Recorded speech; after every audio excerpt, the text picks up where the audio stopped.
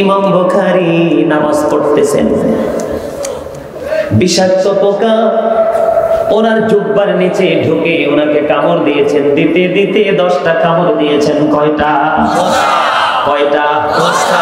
10টা কামড় দিয়েছে ইমাম বুখারীর পিঠ মোবারকের মধ্যে বন্ধু। তারপরেও তিনি নামাজ ছাড়ে না, নামাজ তিনি ছেড়ে দেয় না। তারপরে নামাজ যখন শেষ হলো, ওনার ছাত্রকে একটা ডাক দিয়ে বলল, আমার জুব্বাটা উঠিয়ে দেখো আমার পিঠের মধ্যে কি হয়েছে। এবার জুব্বা উঠাইয়া দেখি রে, একটা একটা করে বন্ধু ভিমরুল পোকা। আমরা এটাকে বলি ভিঙ্গুল বলে, অনেক সময় কি বলি ভিঙ্গুল, যেটা মাটি দিয়ে বাসা বানায়। দেখছেন নি আপনারা? মাটির মধ্যে অত্যন্ত বিষাক্ত, মানুষ পানির নিচে ডুব দিলে পর্যন্ত ওইখানে পর্যন্ত ঢুকে মানুষকে কামড় দেয়। অবন্ধু, এই ভিমরুলের কথা যদি বলি, আমাদের গ্রামে আজ থেকে 8-10 বছর আগে একজন বৃদ্ধা মহিলা তার বাড়ির আঙিনায় পুকুরে গিয়েছিল। আমাদের এলাকা তো পাহাড়ি এলাকা, উঁচু নিচু পাহাড়, পাহাড়ের চূড়ায় আমাদের এলাকার মানুষগুলো বসবাস করে। সমতল জায়গা খুবই কম, যেখানে আমার জন্মভূমি। এখন উনি গেলেন বন্ধু লাকড়ি কুড়ানোর জন্য, শুকনা লাকড়ি। এখন এই শুকনা লাকড়িকে ঘিরে ভিমরুল পোকা বাসা বানাইছে।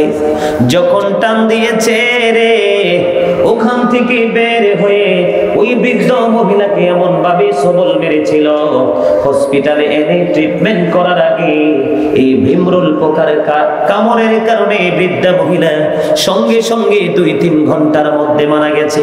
ইন্না লিল্লাহি ওয়া ইন্না ইলাইহি রাজিউন। ওনার গল্পটা, ওনার মৃত্যুর করুণ ঘটনা আমার এখন মনে পড়ে গেল। আপনাদেরকে মনে করে দিতে চাই বন্ধু, যখন এই ভিমরুল পোকা হযরত ইমাম বুখারী জুব্বা যখন ওনার ছাত্র উঠালেন, ছাত্র উঠানোর পরে নজর দিয়ে চায়া দেখলেন, একটা নয়, দুইটা নয়, 10টা ভিমরুল পোকার কামড় ওনার পিঠের মধ্যে। এবার ছাত্র প্রশ্ন করলো, হুজুর মুনিব ওস্তাদ, এত বিষাক্ত পোকা আপনাকে একটা নয়, দুইটা নয়, আপনি একটা একটা করে আপনাকে 10টা কামড় দিয়েছে, তারপরে আপনি নামাজ ছাড়েননি, আপনি নামাজ পড়তেছিলেন, আপনি কেমন করে এই বিষাক্ত পোকার সবল আপনি সহ্য করেছেন? এবার ইমাম বুখারী একটা ডাক দিয়া বলল, তুমি জানো না আমি নামাজের মাধ্যমে আল্লাহর সাথে প্রেমের ডোরি লাগিয়েছিলাম। সময় আমি আমার গরিবের ধ্যানে যখন কোরআন তেলাওয়াত শুরু করলাম, আমি কোরআন তেলাওয়াত করতে করতে কোরআন তেলাওয়াতের প্রেমে কোরআনে এত মধু আমি খুঁজে পেয়েছিলাম। এই মধুর কাছে বিষাক্ত ভিমরুল পোকা 10টা কামড় আমার কাছে কিছুই মনে হয়নি। এই জন্য আমি নির্বিঘ্নে নামাজ শেষ করতে পেরেছি। বন্ধু, জুমার খতিব আমি, মুসল্লিরা যদিও সামনে বলে না, পিছন দিয়ে বলে আজকে হুজুর ওয়াজ লম্বা করে ফেলেছে, নামাজ লম্বা করে ফেলেছে। অসংখ্য ইমামের বিরুদ্ধে বন্ধু এইরকম অভিযোগ আছে না নাই? আছে। কথা বলেন, আছে না নাই? বন্ধুরে আমার, জীবনে কত সময় তুমি দোকানে কাটিয়েছো, কত সময় তুমি চা দোকানে কাটিয়েছো, কত সময় তুমি রেস্টুরেন্টে কাটিয়েছো, কত সময় জীবনে তুমি জব সেকশনে কাটিয়েছো, জীবনে কত সময় তুমি অপ্রয়োজনে তুমি বাজারে সময় কাটাইছো। একটা বার তুমি পিছনের দিকে তাকাও না, মসজিদে গেলে শুধু তুমি ঘড়ির দিকে তাকাও। তোমার এই সময়ের দিকে তুমি নজর দিতে দিতে বন্ধু নামাজের প্রেম তোমার সিনা থেকে উঠে গেছে। এই জন্য তুমি রুকুও সঠিকভাবে দিতে পারো না। রুকু যদি দেরি হয় তোমার মধ্যে তিক্ততা চলে আসে বন্ধু, সেজদা যদি দেরি হয় তোমার মধ্যে তিক্ততা চলে আসে। এই জন্য তোমার নামাজের প্রতি যে মজা, যে স্বাদ, এই প্রেম উঠে যায়। এই জন্য নামাজ পড়ার পরেও সফল আমরা হতে পারি না। ঠিক না ঠিক? জোরে বলেন। বর্তমান সময়ে নামাজকে ধ্বংস করার জন্য 2টা জিনিস যথেষ্ট। একটা হলো পবিত্রতা। খোদা কি কসম, আল্লাহি, আল্লাহর কসম করে বলছি, এই বর্তমান সময়ের মানুষগুলো যেভাবে প্রস্রাব করার পরে একদম কুইকলি পানি খরচ করে নামাজে চলে যায়, পর্যায়ে জামাত শেষ হয়ে যাচ্ছে, সে নামাজ পড়ার জন্য প্রথম রাকাতে ধরার জন্য ওই দিক দিয়ে দৌড়াচ্ছে, কিন্তু এই দিক দিয়ে প্রস্রাব করার পরে যথাযথ পবিত্রতা না থাকার কারণে তোমার নামাজ বন্ধু বাতিল হয়ে যাচ্ছে। আজকে আমি আপনাদেরকে বলি, আমি বলেছিলাম আপনাদেরকে আজকে শাসন করব, কারণ ভালোবাসার অধিকার যার আছে শাসন করার অধিকারও তার থাকে, ঠিক না বেঠিক? এখানে আমার বাবার বয়সে এখানে সব মূর্খ নয়, এখানে এডুকেটেড পারসন অসংখ্য আছে না বন্ধু। এখন যদি মনে করেন গাজী সুলাইমান তিনি আমাদেরকে টিচিং দিচ্ছে, আমরা টিচিং নিচ্ছি, টিচিং প্রফেশনে আছি, দেখবেন প্রত্যেকটা কথা মধুর মতো মনে হবে। আজকের ওয়াজ চিরদিনের মতো ব্রেইনে সেটআপ হয়ে যাবে, জীবনে আপনার হেদায়েতের জন্য কোনোদিন ওয়াজের প্রয়োজন হবে না। কথাগুলো নিতে রাজি আছেন ইনশাআল্লাহ? আপনারা আমার ঘরের মানুষ, আপনারা আমার বাড়ির মানুষ, আপনারা আমার থানার মানুষ। ও বন্ধু, আপনাদের জবাবও যদি আমি সঠিকভাবে আপনাদেরকে ইনস্ট্রাকশন দিতে না পারি, আপনাদের জবাবও আমাকে আল্লাহর কাছে দিতে হবে, আমি বাঁচতে পারবো না। কথা ঠিক না ঠিক? বিশেষ করে যখন খুতবাটা হাতে নেই, বিশেষ করে যখন খুতবাটা হাতে নেই, খুতবাটা হাতে যখন নেই, বিশেষ করে আমার মুসল্লিগুলো ব্যতিক্রম, এটার প্রশংসা করতে হয়। আমার মুসল্লিগুলো আগে এসে জায়গা দখল করে রাখে। আমার মুসল্লিগুলো এইরকম না যে হুজুর খুতবা হাতে নিয়ে চলে আসবো, না না বন্ধু, তারা আলোচনা শোনার জন্য কম্পিটিশন করে। কিন্তু ম্যাক্সিমাম মসজিদে দেখা যায় ইমাম সাহেব খুতবা হাতে নিচ্ছে, এদিক দিয়ে মুসল্লি প্রস্রাবখানায় গেছে। আমি আপনাদেরকে স্পষ্ট করে বলবো বন্ধু, কাপড়টা ধোয়ার পরে আপনি ভালো করে চেপে রশি দিয়ে ঝুলাইবেন, একটু পরে দেখবেন ফোঁটা ফোঁটা করে পানি বের হবে। ঠিক পুরুষের লিঙ্গটা তেমন, পুরুষ যখন প্রস্রাব করবে সঙ্গে সঙ্গে তার প্রস্রাব ক্লিয়ার হবে না। এতদিন আপনারা যেভাবে প্রস্রাব করেছেন ওই পদ্ধতি থেকে উঠে আগামীকালকে জুমা নামাজ পড়তে যাবেন, প্রস্রাবখানায় যখন যাবেন আপনি ট্রাই করে দেখবেন আগের নিয়মে ওযু করলে অনেকখানি প্রস্রাব এসে আপনার পোশাকের পবিত্রতা নষ্ট হয়ে যাবে। বলে হুজুর কেন বললেন? পবিত্রতা যদি আপনার থাকে কি ধরনের নিয়ামত বন্ধু, মনটা দিয়ে শুনবেন, হৃদয়ের জানালা খুলে শুনবেন। আমার নবী যখন মেরাজে গেলেন, মেরাজে গিয়ে আমার নবী যখন জান্নাতে কদম মোবারক বাড়িয়ে দিল, জান্নাতে কদম মোবারক বাড়িয়ে দেওয়ার পরে আমার নবী দেখলেন আমার নবীর সামনে সামনে একটা পবিত্র কদমের পায়ের ছাপ আমার নবী দেখে জান্নাতে। আর জোরে বলেন না সুবহানাল্লাহ। নবী হাঁটতেছেন, নবী দেখতেছেন, আমার নবীর সামনে বরকতময় কদমের ছাপ দেখা যায়। আমার নবী নজর দিলেন, এটা কার কদম রে, এটা কার কদম, এত সুইটেবল, এত সুন্দর।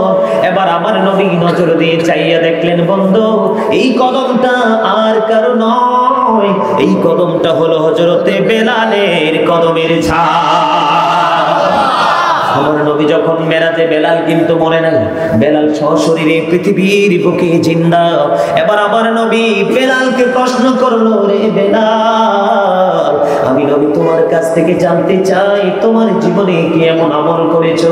রে বেলাল, কি এমন আমল করেছো যে এমন আল্লাহ রাব্বুল আলামিন পছন্দ করেছে? আমি মেরাজে রজনীতে মেরাজে যাইয়া আমি জান্নাতে তুমি বেলালের কদমের ছাপ আমি নবী দেখেছি। বেলাল ডাক দিয়ে বলল, ইয়া রাসূলুল্লাহ, ইয়া হাবিবাল্লাহ, নবী গো, আমার জীবনে সবচেয়ে বড় নিয়ামত ছিল আমি বেশি বেশি পবিত্র থাকতাম। আজকে আমাদের পবিত্রতা না থাকার কারণে নামাজ বাতিল। বলে হুজুর এটার প্রমাণ কি? হযরতে সাআদ বিন মুআয রাদিয়াল্লাহু তাআলা আনহুর ইন্তেকালের পরে আমার নবী সাহাবায়ে কেরামদেরকে নিয়ে তার কবরের পাশে দাঁড়িয়ে দাঁড়িয়ে তাসবিহ তাহলিল পড়তেছে। ইয়া রাসূলুল্লাহ, তার কবরের পাশে তাসবিহ পড়ার কারণ কি গো নবী? এবার নবী একটা ডাক দিয়ে বললেন, সাআদ বিন মুআয এমন একজন আল্লাহর প্রিয় ছিলেন, তার জানাজার মধ্যে ৭০,০০০ ফেরেশতা অংশগ্রহণ করেছে, তারপরেও তার কবর আযাবের সম্ভাবনা রয়েছে। ইয়া রাসূলুল্লাহ, কেন গো? সে প্রস্রাব করার পরে ভালো করে পবিত্রতা অর্জন করত না। জোরে জোরে বলেন নাউযুবিল্লাহ। নবী তার কবরের পাশে দাঁড়ায়া দাঁড়ায়া তাসবিহ তাহলিলের মাধ্যমে আল্লাহর কাছে দরখাস্ত করে দিলাম, আল্লাহ তার কবর আযাব যেন বন্ধ করে দেয়। আজকে আজকে আমি আপনাদেরকে বলবো বন্ধু, বিশেষ করে যুবক ভাইদেরকে বলবো, তোমরা মুসলমান, আমি দেখি তোমরা রাস্তার পাশে একটা ছায়াদার গাছ যদি দেখে সেটার উপরে দাঁড়ায়া প্রস্রাব করে দাও। কোন ছায়াদার বৃক্ষের নিচে দাঁড়ায়া প্রস্রাব করা যাবে না, এটা কোরআন হাদিস সম্মত নয়। কারণ প্রতীক মুসাফিরের আশ্রয় বিশ্রামের জায়গা হলো মহাশূন্যের মধ্যে বন্ধু একটা বাগান যখন থাকে, একটা গাছ থাকে, এই জায়গা হলো পিপাসার্ত মানুষের বিশ্রামের জায়গা। তোমরা সেখানে দাঁড়ায় কোনোদিন প্রস্রাব করবে না। 2 নাম্বার হলো, তোমরা কেন মুসলমান, তোমরা কেন দাঁড়িয়ে প্রস্রাব করো? এটা বেঈমান কাফেরের কাজ, কারণ বেঈমান কাফেরের পোশাক পরেছ। নাম্বার 1 হলো বন্ধু, প্রস্রাব করার পরে কম পক্ষে আপনি 40টা কদম টিস্যু নেন, পাথর নেন, ইটের টুকরা নেন, নিয়ে আপনি হাঁটবেন। হাঁটার পরে এক্সারসাইজ করবেন, মানে ব্যায়াম করবেন। ব্যায়াম করার পরে ট্রাই করে দেখবেন আপনার প্রস্রাব আসবে কিনা। আপনি যদি মনে করেন আই এম ভেরি স্যাটিসফাই, আমি সাকসেস, আমি সফল, আর প্রস্রাব হবে না, একটা ফোঁটাও বের হবে না, তখন আপনি ওযু করতে যাবেন। ওযু করে আপনি যদি নামাজের শেষ বৈঠকে যদি বসতে পারেন, মানে জামাত 4 রাকাত আখেরি বৈঠকে ইমাম সাহেব চলে গেছে, দৌড়ে গিয়ে সেই বৈঠকে যুক্ত হয়ে যাবেন। আপনার পরিপূর্ণ পবিত্রতার কারণে, প্রস্রাবটা পবিত্র হওয়ার কারণে, ক্লিয়ার হওয়ার কারণে আপনি জামাতের সওয়াব পেয়ে যাবেন। রাজি আছেন না নাই? আছে। আর জোরে বলেন আছে। এবার বন্ধু আরেকটা হলো, আমি আপনাদেরকে বলবো, এর যুবকের দল, গত বছর রিপনের মাহফিলে এসে আমি বলেছিলাম তোমরা জিন্স প্যান্ট পরবে না, কারণ এই জিন্স প্যান্ট মানুষের লজ্জাস্থানকে ঢাকতে পারে না। কথা বলে না? এই কোরআন সাক্ষী, আল্লাহ বলেছেন ইয়া বানি আদম ক্বাদ আনজালনা আলাইকুম লিবাসান ইউওয়ারি সাওআতিকুম ওয়া রিশান ওয়া লিবাসুত তাকওয়া যালিকা খায়রুন। আল্লাহ রাব্বুল আলামিন বান্দার জন্য 3টা পোশাক দিয়েছে, একটা লজ্জাস্থান ঢাকার পোশাক, 2 নাম্বারটা হলো সাজের পোশাক। যেমন আমি আজকে সেজে এসেছি, আমার ভাই সেজে এসেছে, উনিও সেজে এসেছে, আপনারা যারা দর্শক সারিতে আছেন আমিও দেখতে পাই আপনাদের গায়ে সুন্দর সুন্দর পোশাক শোভা পায়, কারণ আজকে আমাদের আশিক মাশিকের মিলন মেলা। ঠিক না ঠিক? প্রেমিকের মিলন মেলা। একটু সূক্ষ্মভাবে শুনবেন, হাদিস শরীফের মধ্যে সে যে মুসলমান পুরুষেরও পর্দা আছে, নারীরও পর্দা আছে।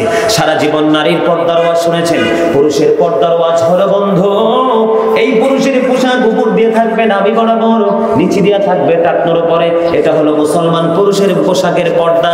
এখান থেকে যদি উপর দিক দিয়ে নাভির নিচে চলে আসে, নিচের দিক দিয়ে টাকনোর নিচে চলে আসে, এই পোশাকটা হয়ে যাবে ঈমানদারের জন্য হারাম, অবৈধ পোশাক। ঠিক কিনা বলেন? আপনি যদি কিয়ামত পর্যন্ত পোশাক পরে নামাজ পড়েন, বুখারী এবং মুসলিম শরীফের হাদিস, আবু হুরায়রা রাদিয়াল্লাহু তাআলা আনহু থেকে হাদিস বর্ণিত, আমার নবী বলেছেন কিয়ামত হয়ে যাবে, নামাজ কবুল হবে না, কারণ শরীয়তের আইনের বাইরে চলে গেছে পোশাকটা।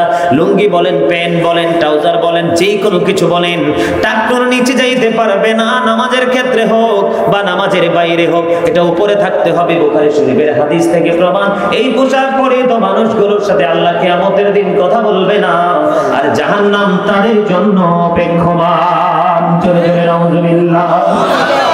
কথা বলেন ঠিক না ঠিক? আরো জোরে। আল্লাহর হাবিব কি বলেছে দেখেন, আসসালাতুল খামস ওয়াল জুমআতু ইলাল জুমআ ওয়া রমাদানু ইলা রমাদানা মুকাফফিরাতুল লিমা বাইনাহুন্না ইযা তুনিবাতিল কাবাইর। আল্লাহর হাবিব বলেছেন, এই কি সমস্যা কি? জি না, এই আপনি লড়বেন না, এদিক দিয়ে আরেকজন বসো, লিখুন আসো, বসো দিক দিয়ে, এমএর দিক দিয়ে খালি থাকবে, নিয়ে লড়াচড়া করবে, দিক দিয়ে। এটা স্টেজ, এটা জান্নাতের বাগান, এটা ভিআইপি জায়গা। কথা বলেন, এই বসো, এই যে ভাই, ঠিক আছে, এই তো ঠিক আছে, বুদ্ধি আছে, এই দেখছেন কি জিন্স প্যান্টের ওয়াজ করছিল, লইয়া সামনে আইছে, আরেকজন নাউজুবিল্লাহ করেন একবার, আরে আরেকজন হুমা আর কাছে কি বইয়ের জিএনডি কই যেতাম, মুই কই যেতাম, পরে পরিবর্তন করে নেব। আচ্ছা আচ্ছা, আমার দাদাই বুঝি পরে বলে ছাইরা দিব। আমিন বলেন, আমিন বলেন, আমিন বলেন। ওই যে বলেছি, আল্লাহ বলেছে কি, আমি আমার বান্দার উপর জুলুম করি না, বান্দা নিজেই নিজের উপর জুলুম করে। এই যে শরীয়তের পোশাকটাকে বাদ দিয়ে আমার মন খেয়াল খুশিগত পোশাক করছি, এটাও কিন্তু আমি আমার উপর জুলুম করতেছি। ঠিক না ঠিক? আর জোরে বলেন, এটা কি জুলুম না? আমার সাথে আপনারা একমত কিনা বলেন? এটা কি জুলুম না? আমরা কি জুলুম করব না নিজের উপর নিজে ইহসান করব? ইহসান করব। আর জোরে বলেন, ইহসান করব। আমার আল্লাহর নবী বলে দিয়েছেন মুসল্লি বিরক্ত হলে ওয়াজ করিও না, মুসল্লি শুনতে চাইলে ওয়াজ। ইসলাম দেখেন কত সুন্দর। এই যে যুবকের দল আজকে থেকে লুঙ্গি বলো, প্যান্ট বলো, ট্রাউজার বলো, যেটাই বলো, টাকনুর নিচে পড়া যাবে না, নাভির নিচে পড়া যাবে না। নিচে দিয়ে হয়তো নামাজের সময় নিচে দিয়ে বটে দেবে, আমি মেনে নিলাম, কিন্তু হাজার চেষ্টা করলেও উপর দিয়ে নাভির উপরে উঠবে না, কারণ তার জন্মই হয়েছে বন্ধু স্মল হয়ে, ছোট্ট হয়ে। ঠিক না রে? ঠিক। এবার আসেন, এটা কার কৌশল জানেন? বিদুর্মীরা কৌশল করে আমাদের মেসওয়াককে মেরে ফেলেছে, যেটা আমাদের নবীর সুন্নাহ। একটা সুন্নাহ যদি কেউ আমল করে মরতে পারে ফিতনার জামানায়, 100 শহীদের মর্যাদা দিয়ে আল্লাহ তাকে জান্নাতে পৌঁছাবে। কত শত? 100 শহীদ যারা দিনের জন্য জিহাদ করেছেন। আল্লাহর হাবিব প্রশ্ন করা হলো, ওগো নবী, আল্লাহর কাছে পছন্দের কাজ কোনটা? আল্লাহর হাবিব বলেছেন সময় মতো নামাজ পড়া। আলহামদুলিল্লাহ, যদি বলেন সুবহানাল্লাহ। 2 নাম্বার হলো কি? মা বাবার সেবা করা। 3 নাম্বার হলো দ্বীনের জন্য যুদ্ধ করা। সুবহানাল্লাহ বলেন না? আমার কথা কি আপনারা বুঝতেছেন? জি। অসুবিধা হয় না তো? বন্ধুরে আমার, নামাজকে নামাজের মতো করতে হবে, এটাকে ব্যাঘাত ঘটিয়েছে বেঈমানেরা। বেঈমান খেলোয়াড় দাঁড়িয়ে রেখেছে বেঈমানের মতো। তোমাকে দেখলেও হিন্দুর বাচ্চার মতো দেখা যায়। আমি গাজী সুলাইমান কনফিউশনে থাকি, আল্লাহর কসম আমি কনফিউশনে থাকি। অপরিচিত মানুষ নবীর হাদিস থেকে প্রমাণ, আল্লাহর কাছে 2টা কাজ বেশি পছন্দ। একটা হলো মুসলমানকে দেখা মাত্র সালাম দিয়ে দেওয়া। 2 নাম্বার হলো মুসলমান ভাইকে পেট ভরিয়ে তৃপ্তির সাথে খাবার খাইয়ে দেওয়া। ও বন্ধু, তোমরা যুবক, তোমরা মুসলমান, তোমরা যুবক এমন লেবাস ধরেছ, এমন পোশাক পরেছ, এমন স্টাইলে তোমরা দাড়ি রেখেছ, এমন স্টাইলে চুল রেখেছ, আমি তোমাদেরকে দেখলে মুসলমানের বাচ্চা না কোনো বেঈমানের বাচ্চা আমি ডিসাইড করতে পারি না। এই জন্য মুখে অটো তালা দিয়ে বন্ধ রাস্তায় হাঁটিয়ে সালাম দেই না। নাউজুবিল্লাহ বলেন। এটা মুসলমানের জন্য অত্যন্ত লজ্জা। মুসলমান ইংলিশ বেঈমানেরা আমাদের বাংলার আনাচে কানাচে কিন্ডারগার্টেন আবিষ্কার করে ফুরকানিয়া মাদ্রাসাকে গলা টিপে হত্যা করেছে। বন্ধু, তোমরা জানো না ইসলামের রোল ছাড়া পোশাক শরীয়তের আইনের হবে। এই পোশাকটা বন্ধুরা আমার বেঈমানের আবিষ্কার করেছে, নারী এবং পুরুষের পাতলা পোশাক মুসলমানের পর্দাকে মেরে ফেলেছে। জোরে জোরে বলেন নাউজুবিল্লাহ। এই জন্য তুমি নামাজ পড়ার পরেও তোমার নামাজ কবুল হয় না। আল্লাহর কথার মধ্যে বিন্দু পরিমাণ সন্দেহ থাকতে পারে না। আল্লাহ রাব্বুল আলামিন বলেছেন, ইন্না সালাতা তানহা আনিল ফাহশাই ওয়াল মুনকার। নামাজ মানুষকে খারাপ কাজ থেকে বাঁচায় রাখে। নামাজ পড়ার পরেও ভালো হতে পারলাম না, এটা আমি মনে করি আমার জন্য বদকিসমত। এই নামাজ দিয়ে বন্ধু কোনোদিন জান্নাতে যাওয়া তো থাক দূরের কথা, জান্নাতের ঘ্রাণও পাওয়া যাবে না। জান্নাতের ঘ্রাণ 400 বছরের দূর থেকে পাওয়া যায়। এখান থেকে জান্নাত 400 বছরের রাস্তা অতিক্রম করে যেতে হবে, আর আমি এখানে 400 বছরের রাস্তার দূরে। ওখান থেকে জান্নাতের ঘ্রাণ জান্নাতীরা বন্ধু পেয়ে যাবে। জোরে জোরে সুবহানাল্লাহ। আমি একটা হাদিস শরীফ বলেছি, মুসলিম শরীফের মধ্যে এসেছে। বলবো আবার হাদিসটা। আসসালাতুল খামস ওয়াল জুমআতু ইলাল জুমআহ ওয়া রমাদানু ইলা রমাদান মুকাফফিরাতুল লিমা বাইনাহুন্না ইযা তুনিবাতিল কাবাইর। রাওয়াহু মুসলিম। আল্লাহর হাবিব বলেছেন, বন্ধু যে ব্যক্তি 5 ওয়াক্ত নামাজ পড়বে, কয় ওয়াক্ত? 5 ওয়াক্ত। যে ব্যক্তি 5 ওয়াক্ত নামাজ পড়বে, ওয়াল জুমআতু ইলাল জুমআহ, এক জুমা থেকে আরেক জুমা, ওয়া রমাদানু ইলা রমাদান, এক রমজান থেকে আরেক রমজান, মুকাফফিরাতুল লিমা বাইনাহুন্না ইযা তুনিবাতিল কাবাইর। রাওয়াহু মুসলিম। আল্লাহর হাবিব বলেছেন 5 ওয়াক্ত নামাজ পড়লে, বন্ধুরা আমার, যে ব্যক্তি 5 ওয়াক্ত নামাজ পড়বে এবং এক জুমা থেকে আরেক জুমার মাঝখানে যে খালি জায়গা আছে, এক রমজান থেকে আরেক রমজানের মাঝখানে যে খালি জায়গা আছে, এই খালি জায়গার মধ্যে বান্দা যতগুলো পাপ করবে, যতগুলো অন্যায় করবে, তবে সাবধান, কবিরা গুনাহ থেকে বেঁচে থাকতে হবে। যদি বান্দা কবিরা গুনাহ থেকে বেঁচে থাকতে পারো, তাহলে তোমার এই 2 দিকের আমলের কারণে মাঝখানের সকল সগীরা গুনাহ, ছোট গুনাহগুলো আমার আল্লাহ মাফ করে দিবে। এটাকে আরেকটু ক্লিয়ার করে দেই। হাদিস শরীফের মধ্যে এসেছে, এবং ঈসা নবীর জীবনীত বন্ধু তালাশ করতে গিয়ে ঘটনাটা পেয়েছি। আমি কি একটু বলবো হাদিস শরীফটা? আগে ঈসা নবীর জীবনী থেকে বলি।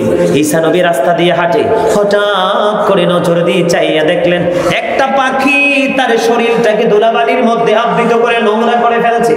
আবার এই নোংরা শরীরটাকে নিয়ে একটা পুকুরের মধ্যে বন্ধ ধৌত করতেছে, মানে গোসল করে পরিষ্কার হয়। দেখবেন ভিজা শরীরে এমনিও কিছু লাগলে ময়লা হয়ে যায়। আবার পাখিটা কি করলো, পুকুর থেকে উঠে আবার যে শরীরটাকে ময়লা করলো, ময়লা শরীর আবার ধৌত করলো, এমনি করে করে 5 বার করলো। ঈসা রুহুল্লাহ টেনশনে পড়ে গেল, এটা আশ্চর্য ধরনের ঘটনা, একটা পাখি নিজের শরীর নিজে ময়লা করে দিচ্ছে, আবার পুকুরের মধ্যে নদীর মধ্যে সাঁতার কেটে গোসল করে পরিষ্কার হয়ে যাচ্ছে। একে একে 5 বার করলো, তার কারণ কি? এবার আল্লাহ রাব্বুল আলামিন ফেরেশতা পাঠিয়ে দিলেন, রে ফেরেশতা ঈসা রুহুল্লাহর কাছে জলদি চলে যাও, ঈসা রুহুল্লাহর কাছে জলদি চলে যাও। ঈসা নবীর কাছে এসে ডেকে ডেকে বলে, ওগো নবী, আপনার টেনশন করার কোনো কারণ নাই। আপনার পরে যে আখির নবী, ওই নবীর উম্মতের নিদর্শন হলো এই অদ্ভুত পাখি। জোরে বলেন না সুবহানাল্লাহ। সুবহানাল্লাহটা লবণ ছাড়া হইতেছে। এই মিয়া ভাই, একটা চশমাওয়ালা আর একটা চশমা ছাড়া, চশমা ছাড়াটা কিন্তু কথা বলে না, মন দিয়ে শুনে। চশমাওয়ালাটা কিন্তু কথা বলে না, এটা চুপ, কিন্তু চশমা ছাড়াটা বারবার কথা বলে। ব্যাপার কি? ভালো না লাগলে কইছি না বাসায়, আর না হয় মেসে। কোথায় ভালো না লাগলে কোথায়? মেসের লোক হলে মেসে, ঠিক না? কথা বলেন ঠিক না? ঠিক। এখানে কিন্তু ডিস্টার্ব করা যাবে না। 1 মণ দুধে 1 ফোঁটা সেনা ফললে তো শেষ। কালকে বেআইনের ইজ্জত দন যাইব নি? ও মামা দুধই তো বইতো না, কি ইজ্জত দিমু? আর বেআইনের মাথায় পানি, ঠিক না? ঠিক। মিয়া ভাই, মনে রাখতে হবে, আল্লাযীনা আমানু, যারা ঈমান এনেছে, ওয়াকানু ইয়াত্তাকুন, এবং আল্লাহকে ভয় করেছে, লাহুমুল বুশরা, তাদের জন্য সুসংবাদ, ফিল হায়াতিদ দুনিয়া, দুনিয়ার জীবনে, ও ফিল আখিরা, পরকালের জীবনে। মনে রাখতে হবে, আমরা যে এখানে এত সুন্দর করে বসে আছি, শয়তানের কিন্তু সহ্য হয় না। যেগুলো বাইরে বাইরে চা দোকানে চা খাইতেছে, ভোট খাইতেছে, বাদাম খাইতেছে, এই রিপোর্ট কই বিরিয়ানি আছে, ওমর খোদা, এরা এই সময় চললেই। আর শয়তানের কতটা দূরে দূরে থাক। শয়তানের টেনশন হলে আমাদের কিনে, আর বিশেষ করে দাঁড়ায় যারা রয়েছে, শয়তান তো কই, আয় হায় হায় হায় রে, আজকে কোনো জাল দিয়ে আটকাইতে পারলাম না। কেন? এটা আমার কথা না, Satan is the eternal enemy of the believers. শয়তান ঈমানদারদের প্রকাশ্য দুশমন। কিন্তু আল্লাহ কয় কি জানেন? আল্লাহ আরেকটা, হ্যাঁ, ইন্না শাইতানা লাকুম আদুবুন ফাত্তাখিজুহু আদুওয়া। শয়তান আমাদের কি? প্রকাশ্য দুশমন। এখানে আরেকটা মজার খবর তো আছে, কইতাম নি? এই খবরটা হলো কি, ইন্না কাইদা শাইতানি কানা দাঈফা। আল্লাহ বলেছেন শয়তান ডিসিপশন ইজ ভেরি উইক। আমি আল্লাহর প্রকৃত গোলাম যারা, তার মানে প্রকৃত মুমিন যারা, শয়তান যত শক্ত জালি ফালাক না কেন, কিন্তু মুমিনদের কাছে তার জালটা একেবারে নাথিং। ঠিক। তার মানে তার প্রমাণ হলো আজকে যারা দাঁড়িয়ে বসে আলোচনা শুনতেছেন, জোরে জোরে বলেন না সুবহান আল্লাহ। কার কাছে আমার ওয়াজটা ভালো লাগে বলেন? ইনশাআল্লাহ। সবাই সবাই সবাই আপনার মারহাবা মারহাবা, মাশাআল্লাহ মাশাআল্লাহ। আলোচনার দিকে যাব। জি বন্ধুরে, আবার বলতেছিলাম, এবার ফেরেশতা এসে জানিয়ে দিল, এই আল্লাহর নবী ঈসা, এই যে পাখি আপনি দেখেছেন, অদ্ভুত পাখি, ও নবী গো, এটা হলো আপনার পরে যে নবী পৃথিবীর বুকে কদম দিবে, চেয়ারে বসে, আপনার পরে যে আল্লাহর প্রিয় হাবিবুল্লাহ পৃথিবীর বুকে কদম বাড়িয়ে দিবে গো, এটা হলো আল্লাহর প্রিয় হাবিবুল্লাহর উম্মতের নিদর্শন। কিসের নিদর্শন? কি ধরনের নিদর্শন? কয়েকবার পাখিটা গায়ের মধ্যে ময়লা লাগাইল, পুকুরের মধ্যে গোসল করার পরে পরিষ্কার হয়ে গেল। তার মানে ওই যে মুসলিম শরীফের হাদিস শরীফের প্রথম অংশ, সালাতুল খামস, 5 ওয়াক্ত নামাজ, তার মানে ফজরের নামাজ পড়ার পরে যেই ব্যক্তি অন্যায় করবে রে, ওই যে একটু আগে আমি গ্যাপের কথা বললাম, কিসের কথা?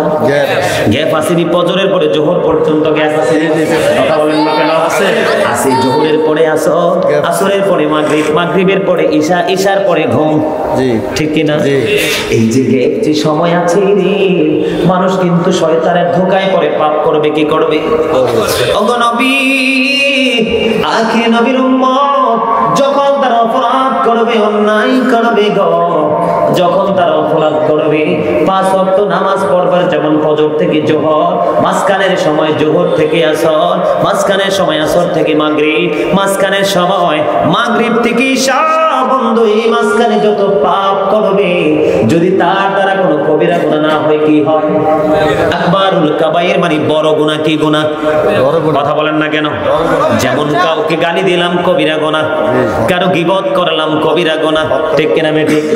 বন্ধ কবিরা গুনাহ থেকে যদি বেঁচে থাকতে পারো রে, তাহলে 5 ওয়াক্ত নামাজের মাঝখানের সময় যে গুনাহ হবে এশার পর্যন্ত এই নামাজগুলো সব গুনাহ মাফের জন্য যথেষ্ট হয়ে যাবে। এবার নবী বলেছেন ওয়াল জুমআতু ইলাল জুমআ, এক জুমা থেকে আরেক জুমার মাঝখানে বন্ধু যেই সময়টা, তার মানে এক সপ্তাহ, এই এক শুক্রবার মাথায় আছে আর এক শুক্রবার, মাঝখানে শনি রবি সোম মঙ্গল বুধ বৃহস্পতি 6 দিন। কয় দিন? 6 দিন। 6 দিনের মধ্যে বান্দা যে পাপ করবে, এই কবিরা গুনাহ যদি না হয় সবগুলো ছোট গুনাহ আমার আল্লাহ ক্ষমা করে দিবে। এরপরে দেখেন না, আমরা আখির নবীর উম্মত হিসেবে আমাদের জীবন কত ধন্য। এই জন্য আমি সব সময় বুকে হাত দিয়ে বলি, I am very successful person. এক হলাম আখির নবীর উম্মত, 2 হলাম বন্ধু দ্বীনের গোলাম হিসেবে মালিক কবুল করেছে। তোমরা জানো না আল্লাহ কোরআনে বলেছে ইন্নামা ইয়াখশাল্লাহা মিন ইবাদিহিল উলামা। আল্লাহ আলেম সম্পর্কে দলিল দিয়েছে, পৃথিবীতে আল্লাহর গোলামি যদি ভয়ের মাধ্যমে কেউ করে থাকে তাহলে সেটা আলেমরা। ওয়াজ করেছেন কে? আল্লাহ। আল উলামাউল ওয়ারাসাতুল আম্বিয়া, ওয়াজ করেছেন আমার আল্লাহ। নবীরা হলেন, আলেমরা হলো নবী রাসূলের বংশধর ওয়ারিস। বন্ধু দেখেন, আমরা শুধু আখির নবীর উম্মত হওয়ার কারণে এই সুবিধা, অন্যথায় আমাদের এই সুবিধা আমাদের নসিবে জুটতো না। এরপরে দেখেন জুমার পরে বন্ধ, এবার আসেন ওয়াবাদানু ইলা ওয়াবাদান। নবী বলেছেন এক রমজান থেকে আরেক রমজানের মাঝখানে সময় হলো বন্ধু 360 দিন। কয় দিন? 360 দিনে 1 বছর। একটা মাস হলো রোজা, এই দিকে 1 মাস মাঝখানে বন্ধু 300 দিন। এই 300 দিনে বান্দা কত অন্যায় করবে রে, কত অপরাধ করবে। যদি কবিরা গুনাহ না হয়, কি না হয়? যদি কবিরা গুনাহ না হয়, এই 300 দিনের সবগুলো গুনাহ আমার আল্লাহ খুশি হয়ে মাফ করে দিবে। যদি বলেন না সুবহানাল্লাহ। কেনরে ভাই বেনামাজি নামাজ কেন পড়ো না? বেনামাজি মারা গেলে দোজখে তার ঠিকানা। প্রথমত আসবে ফজর, পড়বে ফজর যে জনা, ফজর হবে পায়ের খড়ম, তামার তাপ লাগবে না। ফজর হবে পায়ের খড়ম, তামার তাপ লাগবে না। ফজর গেলে আসবে জোহর, পড়বে জোহর যে জনা, জোহর হবে মাথার ছাতি, সূর্যের তাপ লাগবে না। কেনরে ভাইবে নামাজি নামাজ কেন পড়ো? সবাই বলেন না, কেনরে ভাইবে নামাজি নামাজ কেন পড়ো না? বেনামাজি মারা গেলে দোজখে তার ঠিকানা। জোহর গেলে আসবে আসর, পড়বে আসর যে জনা, আসর হবে হাতের রুমাল, পচবে গায়ের পসিনা। আসর হবে হাতের রুমাল, পচবে গায়ের পসিনা। কেনরে ভাইবে নামাজি নামাজ কেন পড়ো না? বেনামাজি মারা গেলে দোজখে তার ঠিকানা। আসর গেলে আসবে মাগরিব, পড়বে মাগরিব যে জনা, মাগরিবে হবে খাওয়ার সম্বল, পিপাসা তো লাগবে না।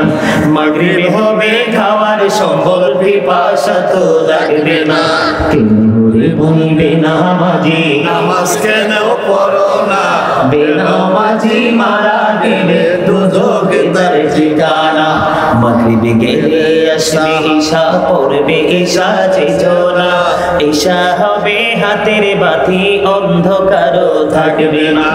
ঈশা হবে হাতের লাঠি, বড় ভয় থাকবে না। কেনরে ভাইবে নামাজি নামাজ কেন পড়ো না? বেনামাজি মারা গেলে দোজখে তার ঠিকানা। জোরে বলেন ঠিক না বেঠিক? এখানে আমি সাদার কথা বলছি না। কেন সাদার কথা বলছি জানেন?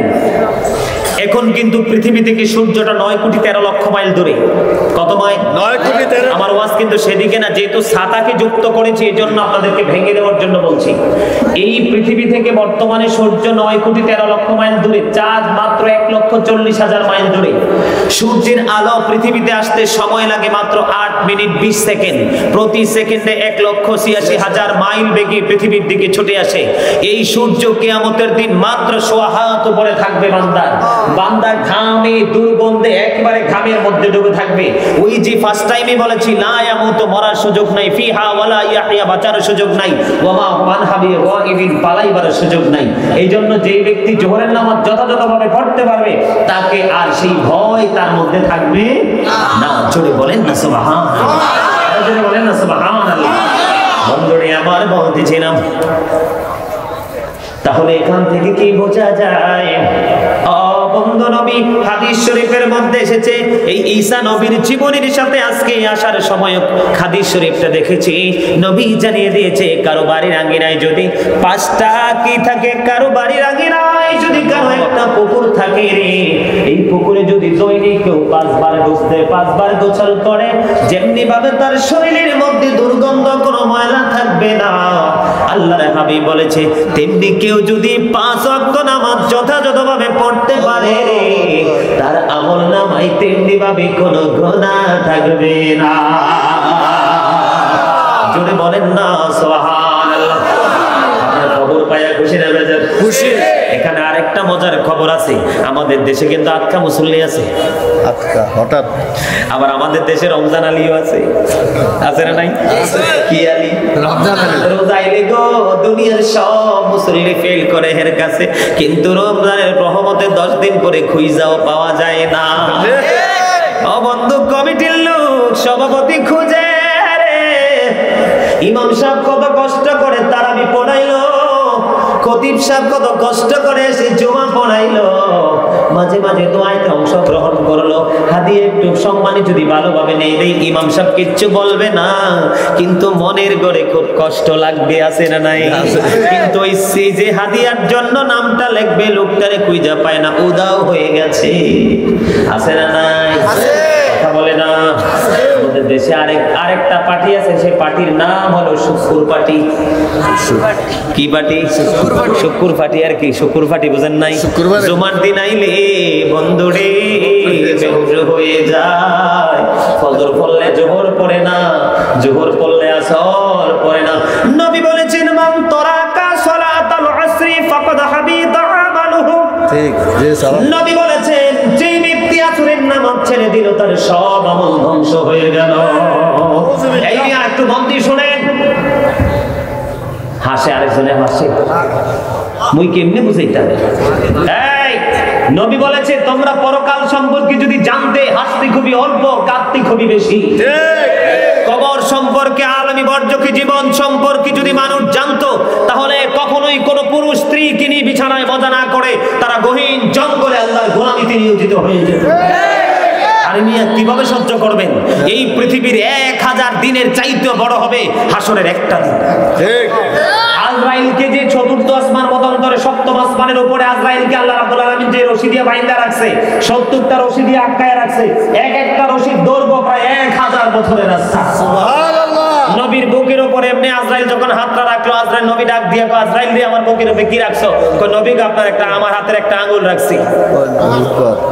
নবী ডাক দিয়া বলেন এই আজরাইল তোমার আঙ্গুলের চাপ এত ভারী রে, আমার কাছে মনে হয় আসমান জমিন শক্তি যদি আমার বুকের উপরে তুলে দেওয়া হতো রে আজরাইল, আমি নবী এতটা কষ্ট পাইতাম না। তোমার আঙ্গুলের চাপ আমি এতটা কষ্ট অনুভব করতেছি, আমার উম্মত কেমন করে সইবে রে? ও বন্ধু, গতকালকে যেখানে প্রোগ্রাম করেছি চাঁদপুরে প্রোগ্রাম করেছে 79তম উরুস মোবারক ইসালে সওয়াব মাহফিল। এত জন উপস্থিতি ছিল, দুই পাশের কাপড় খুলে দিয়েছে, সামনের কাপড় খুলে দিয়েছে। ওইখানে ওরা জানতে যে হুজুর, কমিটির লোকগুলো বলেছে হুজুর এই এলাকার মানুষ বড় কঠিন পাথর গলে, এরা গলে না। এদের সম্পর্কে হুজুর একটু আলোচনা করেন। বন্ধুরে, নামাজের কথা আমি তোমাদেরকে কেন শোনাইতেছি? আমার মা বোনদেরকে বলবো, মা গো তোমরা হৃদয় খুলে শোনো। বলার কারণ বন্ধু, যেই ব্যক্তি 5 ওয়াক্ত নামাজ পড়তে পারবে রে, তে সেই ব্যক্তি আল্লাহওয়ালা হয়ে যাবে, এটার মধ্যে বিন্দু পরিমাণ কোনো সন্দেহ থাকবে না। জোরে বলেন সুবহানাল্লাহ। আপনারা জানেন না, জান্নাতি ফেরেশতা যখন আসবে জান্নাতের মরণের সময় জান্নাতি পোশাক নিয়ে, জান্নাতি পোশাক দেখে পাগল হয়ে যাবে পড়ার জন্য, আর জাহান্নামীদের জন্য নিয়ে আসবে পৃথিবীর বুকে চট। চট সিরিন্ডি চট, সালার চট, পেটের চট, পাতলা কুদরতি চট নিয়ে আসবে। বলে হুজুর কেন গো? কারণ একটা পাপী লোকের আত্মা যখন দেহ থেকে বাইর করা হবে, কিতাব প্রমাণ করেছে গোটা পৃথিবীর প্রাণীগুলো যতগুলো সৃষ্টি আছে সবগুলো মরার পরে যদি একটা জায়গায় বন্ধ রেখে দেওয়া হয়, পচার পরে যে দুর্গন্ধটা বের হবে, ওই সবগুলো একত্রিত পানির পচা দুর্গন্ধের চাইতে ভয়ঙ্কর হবে রে একটা পাপী লোকের আত্মা থেকে। এই জন্য কুদরতি চট নিয়ে ফেরেশতারা পৃথিবীর বুকে আসবে, তার দেহ থেকে পাখি বার করতে দেরি রে, তখন ওই চট দিয়ে পেঁচাইয়া বন্ধ আসমানের দিকে নিয়ে যাবে। প্রথম আসমানের দরজা খুলে তাকে লানত দিবে, ওখান থেকে আত্মাটাকে নিক্ষেপ করা হবে পৃথিবীর বুকে। এতটা লজ্জা, এতটা অপমানিত হবে, জোরে জোরে বলেন নাউযুবিল্লাহ। কারণ আউয়ালু মা ইউহাসাবু বিহিল আবদু ইয়াওমাল কিয়ামাতি সালাহ, কিয়ামতের দিন সর্বপ্রথম নামাজের হিসাব দিতে হবে। যেই ব্যক্তি নামাজের হিসাব তার যথাযথভাবে দিতে পারবে রে, এই ব্যক্তির মতো সফল আর কেউ হবে না। বর্তমানে নামাজের সংখ্যা খুব কম রে বন্ধু। বর্তমানে মসজিদগুলি অত্যন্ত জাঁকজমকপূর্ণ, মুসল্লিরাই বন্ধ, হেদায়েত শূন্য। নবী বলেছেন কিয়ামতের আগে মসজিদগুলো হবে অত্যন্ত সুইটেবল, মুসল্লিগুলো সুইটেবল হবে না। মসজিদ হবে বেশি কিন্তু মুসল্লিদের হেদায়েত থাকবে না। নবী বলেছেন বন্ধু কিয়ামতের পূর্বাক্ষণে সুশিক্ষা উঠে যাবে বন্ধু, নোংরা শিক্ষা বৃদ্ধি পাবে। বর্তমানে সেটাই তো হয়, ঠিক কিনা বলেন? সুশিক্ষা নাই। আমার নবী বলেছেন হক্কানি আলেমের সংখ্যা কমে যাবে, ভণ্ডদের আবির্ভাব হবে। আজকে দেখেন ভণ্ড বক্তার দেশে অভাব না। 1 ঘন্টা ওয়াজ করার পরে আপনি যদি 1 ঘন্টা পরে বলবেন যে হুজুর আপনি কি ওয়াজ করেছেন, টপিক সাকারে একটু করে বলেন, হুজুর দেখবেন স্টেজ থেকে নামার পরে বলতে পারবে না। কারণ এখানে সে আপনাদেরকে হেদায়েতের পথে রাখার জন্য আসে নাই, আপনাদের চোখে ধান্দা লাগাইয়া টাকার অ্যামাউন্টটা নিয়ে যাওয়ার জন্য এসেছে। আমার ঠিক করে কিনলে বড় করি ঠিক কথা বলেন না কেন? ঠিক না ঠিক? এখন কি ধান্দা চলছে না? কথা বলেন না কেন? আরে মিয়া গাজী সুলাইমানের জীবনে কোনো দালাল ধরে প্রোগ্রাম করে নাই। বর্তমান প্রেক্ষাপটে যেইগুলো দেখবেন গেটআপ টেটআপ রয়েছে, এগুলার জায়গায় জায়গায় জেলায় জেলায় দালাল সেটিং করা। এটা কিয়ামতের আলামত, কিয়ামতের আলামত। এদের জবান শুনে মানুষ কখনো হেদায়েত হবে না। জোরে বলেন ঠিক কিনা? আমার কথা না, কিয়ামতের আলামতের অন্যতম কারণ এগুলো। আমি যে এই কথাটা বলতে চেয়েছিলাম, জোহরের নামাজ পড়লেন, ফজর পড়লেন, খামখেয়ালি করে আসর ছেড়ে দিলেন। নবী বলে দিয়েছে বন্ধু দৌলতপুরের মানুষ, আমার ভাই, আমার বাবা, আমার মা, আমার বোনেরা, সবাইকে ডেকে ডেকে বলছি গো, হৃদয় জানালা সবাই খুলে দাও। পৃথিবীর অবস্থা বন্ধু মোটেও ভালো না। গজব একটা যায় আর একটা আসে। কোথায় তার জন্ম, কি তার বংশ পরিচয়, কোত্থেকে তার উৎপত্তি হলো, আবার কোথায় গিয়ে তার শেষ, আজও পর্যন্ত কোনো গবেষণাগার বের করতে পারে না। ঠিক কিনা বলে? আল্লাহ বলেছেন কোন পৃথিবীতে চলে যা পায়া কোন সঙ্গে সঙ্গে চলে এসেছে। ঠিক কিনা বলেন? আল্লাহ আল্লাহু খায়রুল মাকিরিন, শ্রেষ্ঠ কৌশলের মালিক আল্লাহ। আপনি যতই পাওয়ার দেখান, ক্ষমতা দেখান, আল্লাহর কৌশল জাল থেকে বাঁচার কোনো সুযোগ নাই। বন্ধু পৃথিবীর অবস্থা মোটেও ভালো না। একটা গজব বিদায় নিল, আরেকটা আসলো, আরেকটা আসলো, আরেকটা যাবে, আরেকটা আসবে। নবী বলেছেন এমন এমন রোগ পৃথিবীর বুকে আবিষ্কৃত হবে রে, তোমাদের পূর্বপুরুষের রোগ দেখা তো তার দূরের কথা, কোনদিন এই রোগের খবরও তারা জানতো না। হাদিস শরীফের কথা। আজকের যে পরিস্থিতি এমন, পৃথিবীতে সব আছে বন্ধু, আমাদের এই কুমিল্লা শহর অত্যন্ত চমৎকার শহর, আলহামদুলিল্লাহ। বড় বড় দালান কোঠার অভাব নাই, সুন্দর সুন্দর মানুষের অভাব নাই, টাকাওয়ালা মানুষের অভাব নাই রে। এখন যদি বলি আপনার একজন হাত তোলেন, আপনি বলবেন আপনার কাছে রহমত আছে, কেউ সাহস করে হাত তুলবেন না, কারণ রহমতের যথেষ্ট অভাব। কথা বলেন না কেন? আল্লাহ রাব্বুল আলামিনের পছন্দের ধর্ম কোনটা? ইন্না দীনা ইনদাল্লাহিল ইসলাম। আল্লাহর মনোনীত ধর্ম হলো ইসলাম। সেই ইসলাম ধর্ম অবলম্বন করেছি বন্ধু আমরা, কিন্তু আমাদের সুখ নাই। তার কারণ হলো মুখে আমরা ইসলাম গ্রহণ করেছি, ইসলামের প্রত্যেকটা আইন আমাদের বাস্তব জীবনে কায়েম করতে পারি না। কথা বলেন না কেন? এই জন্য বলছি, নবী বলেছেন মান তারাকা সালাতাল আসরি ফাকাদ হাবিতা আমালু। নবী বলে দিয়েছেন যে ব্যক্তি আসরের নামাজ ছেড়ে দিল, তার সব আমল যেন ধ্বংস হয়ে গেল। তাহলে কি করা যাবে না? এক ওয়াক্ত পড়ে আরেক ওয়াক্ত ছাড়া যাবে না, ঠিক না বেঠিক? সব আমল ধ্বংস হয়ে যাবে। আল্লাহর হাবিব আরেকটা ছোট্ট হাদিস শরীফ শোনাই। আল্লাহর হাবিব বলেছেন মান সাল্লাল বারদাইনি দাখালাল জান্নাহ। নবী বলেছেন যে ব্যক্তি শীতল সময়ের 2 ওয়াক্তের নামাজ পড়বে, তার জন্য জান্নাত বরাদ্দ হয়ে যাবে।